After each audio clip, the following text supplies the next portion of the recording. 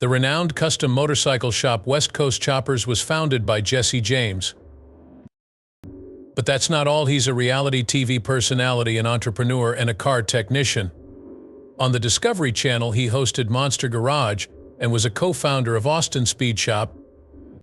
James is not limited to his career as a mechanic. He has also started a rifle company, a clothing line, and eateries. Despite being famous for his outrageous antics and homemade bikes, he hasn't communicated with his legion of admirers in quite some time. After Austin's Speed Shop, where did Jesse James go from there? Come back at the very end to find out. A cautionary tale unfolded throughout the formative years of 1969-born Jesse Gregory James in Linwood, California. His parents divorced while he was young, and Larry, his father, took primary responsibility for raising him. Because of his busy schedule as an antique dealer, Larry was unable to devote much attention to mentoring his son. When Jesse's father abandoned the family, he became readily influenced by his peers to engage in antisocial behavior, such as car theft and vandalism. For Jesse, it was a means of expressing his anger at an unjust world. He would later confess that his repeated runs away were caused by his fear of returning to his father's house. His father's second marriage only made matters worse. Anger, displacement, and resentment simmered to the point of insurrection. The family home was allegedly even set on fire by him. The number of times Jesse had confrontations with the authorities escalated to the point where he felt unstoppable. No major consequences were felt even after supporting Olympic skater Scott Hamilton's brand new Porsche 911. Teenage Jesse was a train on the verge of disaster without any rules or guidance. There was a flicker of attraction beneath the stubbornness and fury. The love of motorbikes in Jesse's life began at a young age. A minibike he received as a gift when he was 7 years old sparked an interest, and his dad's antique shop was located next to a Harley-Davidson supplier. The image of the raucous Hells Angels motorcyclists hurtling down the road will stay with you forever. Jesse discovered a way out amidst the clamor of the motors and the glimmer of chrome. He spent innumerable hours in the garage disassembling and repairing stuff, then ripped up the neighborhood on that little bike. He seemed to be perpetually striving to build with his hands. I took a short detour through high school. As a football player for De La Sierra High School, Jesse excelled at linebacker thanks to his inherent athleticism. Scholarships and the possibility of a professional career were on the table when he enrolled at Riverside Community College, thanks to his stature and power. A bitter twist, though, was in store for fate. Jesse had to give up and face an uncertain future after 2 terrible knee injuries crushed his hopes. After suffering a mental and physical breakdown, he reverted to his old habits, taking low-paying jobs, but he never lost his desire to create anything physical. In the end, that stage injury was a godsend. Jesse was fed up with dead-end bouncer jobs after being bedridden and forced to take stock. He decided to turn his lifelong passion for motorcycles into a profession as they run in his family. So in 1992, at the tender age of 23, in his mom's garage, West Coast Choppers came into being. It was a story about a real underdog. With little more than a little bit of hustle and some simple tools, Jesse got his start. He learned how to make bespoke choppers the hard way while taking maintenance jobs to keep the lights on. Jesse had bigger plans than only fixing bikes. He aspired to make them. He studied the welding, construction, and frame geometry techniques of renowned builders like Boyd Coddington and Ron Sims. Particularly, Sims divulged the inner workings of his unfiltered Long Beach style, which prioritizes utility, geometric simplicity, and raw metal. Jesse, raw and unedited, was reflected in those early motorcycles. An emphasis on robust engines, elaborate frame designs, hand-sculpted steel, and a rough industrial look rather than showy paint treatments or corny gimmicks, it marked the beginning of a distinctive style that would come to be associated with choppers on the West Coast. Nothing ever seemed to change. The budget was minimal. The clientele had a reputation for being impatient, and the deadlines were just nuts. Jesse had the tattoo pay-up sucker on his palm as a continual reminder to himself because there were plenty of days when he wanted to quit. The news, however, began to trickle out about the young chopper builder's extraordinary aptitude. The mid-1990s were a flurry of activity at the garage as a result of an article in Easy Riders magazine. West Coast Choppers had grown into a legitimate company by 1996, boasting a dozen workers, a waiting list, and a stellar reputation for crafting highly coveted custom motorcycles across the nation. Jesse's bikes were gaining attention, but he had a huge breakthrough ahead of him. The one who brings about a sea change that knock on the door. It was going to occur soon. Discovery Channel approached in the year 2000. Everything changed when the executive from Discovery Channel happened across Jesse's shop. There was a time when Jesse was content to work alone in his garage as a skilled chopper maker. One minute he was on the verge of stardom on television. The documentary Motorcycle Mania, which followed him as he got ready for Daytona Beach Bike Week, was filmed by Discovery and starred him. Huge audiences tuned in when the show premiered in 2000. Of course, the motorcycles and the crazy atmosphere of Bike Week were great, but what really brought people in was Jesse. Despite being a guy who built custom choppers for a job, he managed to be humorous, brutally honest, and unexpectedly relatable. Not your standard biker caricature, though. Discovery was quick to notice the star power. After the success of Motorcycle Mania, Jesse's fan base continued to grow, and the following year, 2 further episodes were released. According to the network, the viewership was prepared for a full-fledged series by 2002. With Jesse in the core, Monster Garage was born. Imagine Pimp My Ride with a splash of trashy anarchy added on top. Teams of builders would be given a week and a limited budget to turn regular cars into wild inventions in each episode. Limos became monster trucks, and school buses became swimming pools on wheels. Even a vintage Mustang with enormous spinning blades recreated as a lawnmower. I prefer ideas that are more out there. Being a ringmaster, quality control, and joyful anarchist all rolled into one was Jesse's sweet spot. In between his hilarious antics and vicious ribs of the teams, he'd share some solid advice gleaned from his years of bike manufacturing. The trial run was the next most exciting step.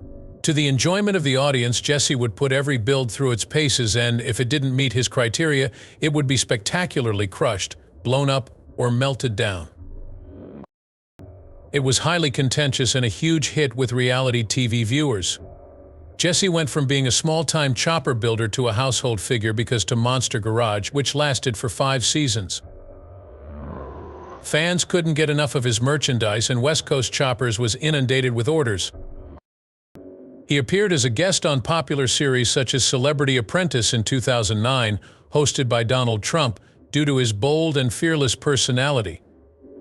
Reality television as we knew it will change forever with the arrival of Jesse James, whether you loved him or hated him.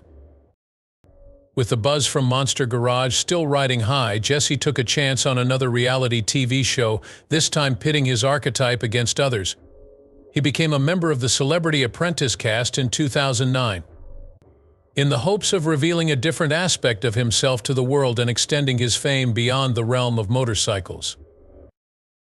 At first glance, Jesse appeared to be flourishing in the business-savvy setting. During a charity car wash competition, he was recognized for his innovative thinking and strong leadership abilities. Auctioning off famous relics was the next step, though. Things quickly went wrong under Jesse's leadership. He felt a strong connection to the Long Beach Education Foundation, the designated charity for his service.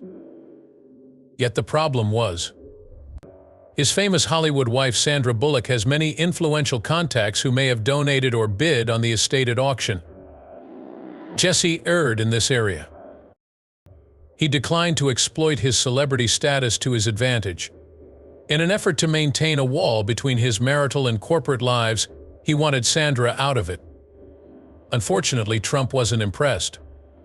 He scolded Jesse in front of the entire boardroom for failing to take full advantage of every opportunity. Based on an erroneous principle, he claimed that Jesse was stifling his potential and ruining his team's fundraising attempts. As a result of his intransigence, Jesse lost the game and was dismissed, which made him feel bad about letting his charity down. He was joyfully portrayed by the media as the villain who would resort to exploiting his celebrity wife for personal gain. Unfortunately, that was just a preview of the problems that were to come. It was a terrible look. In the same year, Sandra Bullock's marriage to Jesse, which seemed stable on the outside, collapsed in front of the public eye. Tattoo model Michelle Bombshell McGee was one of several women who allegedly sold her story to the newspapers after allegations of multiple affairs surfaced.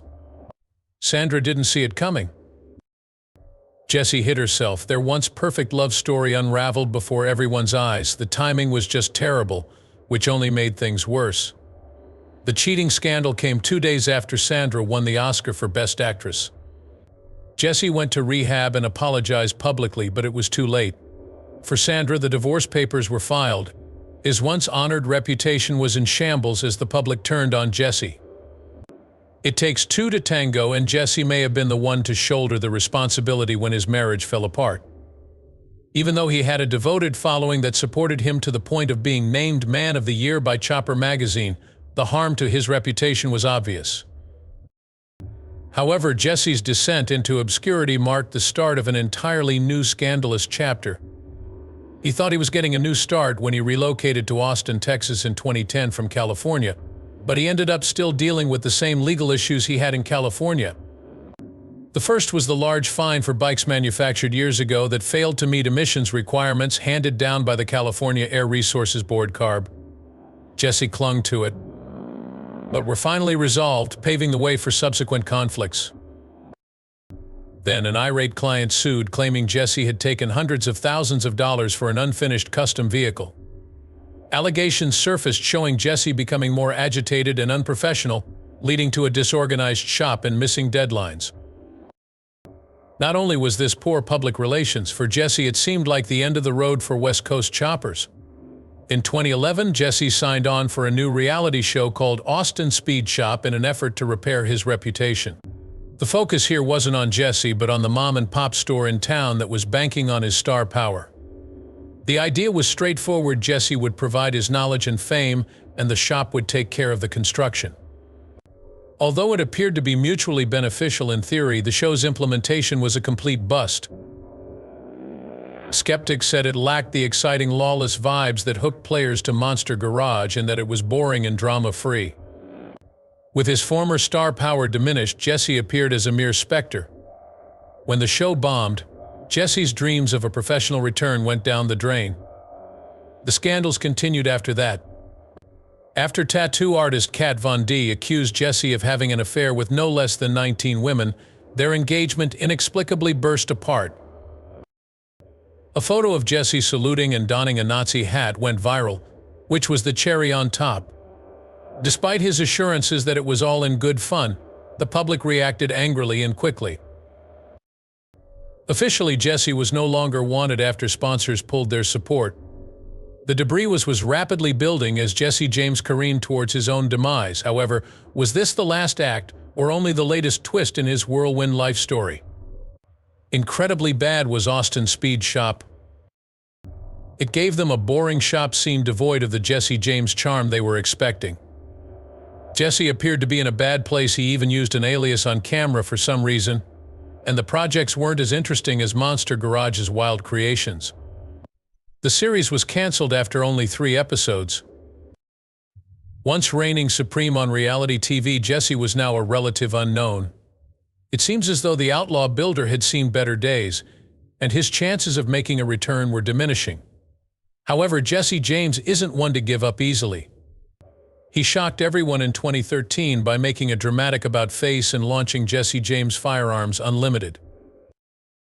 Instead of helicopters, he shifted his attention to making exquisitely tailored firearms this time. Jesse claims that the company's original intent was to make classic firearms for serious gun collectors and shooters. He made a brief comeback to television in American Weaponry on Discovery. The show didn't last long, though, because the network was moving away from gun-centric content. Regardless, Jesse's weapons venture was establishing a strong client base. Jesse, who isn't one to let a good brand go to waste, got even more gear for the West Coast choppers. Some fans would pay a significant penny to relive the early 2000s defiant cool they loved. Vintage bike merch, including tees, caps, and signed prints. Each of these things stoked the entrepreneurial fires within Jesse. It was a two-pronged approach. Merchandise catered to nostalgic monster garage chopper lovers, while wealthy gun aficionados supported Jesse's latest hobby of meticulous manufacturing. Jesse protected himself against the unpredictable caprices of the entertainment industry by broadening his offers. He began to hone in on certain niche audiences as he conducted business. Because of this, Jesse's followers became quite close-knit. They might have been nostalgic for the good old days or ecstatic to be among his select clients for weaponry. His genuine admirers' dedication was more important than achieving mainstream stardom. Despite stepping away from the limelight, Jesse James is in no financial bind. An expansive Texas ranch with a 9-bedroom main house, guest houses, a pool, a boat dock, a gym, and a movie theater is the most obvious manifestation of his long-term wealth. A man who understands how to enjoy the results of his effort has beachfront estates in Arizona and California, as well as a garage full of high-end cars. Although Jesse may not appear on television weekly, his bank account begs to disagree. In addition to his considerable property holdings, court papers from his divorce procedures disclosed investments worth millions of dollars. Plus, he's not shy about showing it off. Those custom-built Lamborghinis and diamond-encrusted watches weren't purchased with a mechanic's wage. Despite the fact that he has been embroiled in a slew of public scandals, he is hell-bent on reassuring everyone that he is still the best. Jesse, on the other hand, is somewhat more discreet these days. Glossy TV appearances and tabloid controversies are things of the past. He locks himself up in his Texas ranch to spend time with his family, operate his enterprises, and pursue his hobbies. He is content to sit on the sidelines and provide advice as an elder statesman, but he is still involved with Austin Speed Shop. These days, Jesse James Firearms Unlimited is where his heart is. Serving an exclusive clientele that places a premium on precision and exclusivity, the creativity of his handcrafted firearms is on par with that of his most renowned choppers. In addition, he frequently appears on the Barrett-Jackson Live Auction Network, where he can promote his business endeavors and share his passion for antique cars. Next, we have the merchandise for the West Coast choppers. Jesse is going to get a constant flow of royalty checks thanks to the comeback of early 2000s style and the potent force of nostalgia. No longer dependent on the transient realm of reality TV stardom, Jesse has established a commercial empire with his weaponry, automobiles, merchandise, and astute investments. In recent years, his most contentious issue has been the custody dispute he had with his fourth ex-wife. However, not even that was dealt with in the open. The brazen monster garage outlaw of yesteryear has nothing on today's Jesse. Seemingly satisfied to follow his heart without seeking validation from others, he has become more introverted and concentrated. You can't ignore the man's tenacity whether you like him or not. It appears like Jesse James can always get back up after crashing, burning, and rebuilding more times than most people can imagine. When Austin Speed Shop closed, what became of him? He put his pursuit of fame on hold to establish an empire.